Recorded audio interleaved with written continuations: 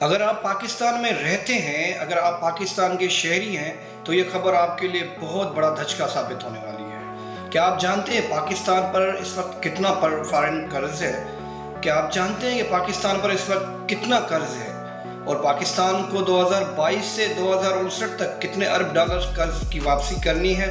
اس حوالے سے یہ دیکھتے ہیں رپورٹس، اب آپ کے ہوش اڑنے والے ہیں۔ قومی اسمبلی کے اجلاس میں وزارت خزانہ نے ملکی قرضوں کے حوالے سے 13ویں جواب جمع کرایا ہے۔ وزارت خزانہ کا کہنا ہے کہ 31 مئی 2022 تک پاکستان کا کل بیرونی قرضہ 1.26 ارب 6 کروڑ ڈالر تھا۔ وزارت خزانہ کے مطابق اس میں سرکاری بیرونی قرضہ 85 ارب ڈالر ہے، IMF کا قرضہ 7 ارب 29 کروڑ ڈالر ہے۔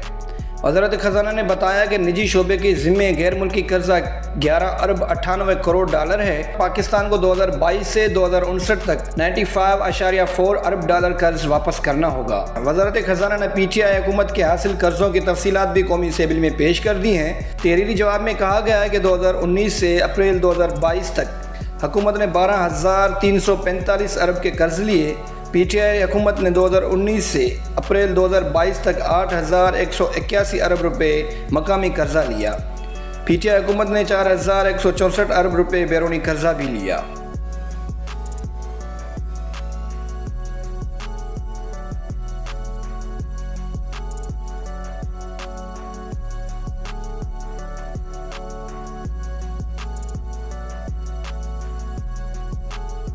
اب دیکھنا یہ ہے کہ پاکستان اس برے حالات میں سے کیسے نکلتا ہے اور قرض کیسے اتارتا ہے۔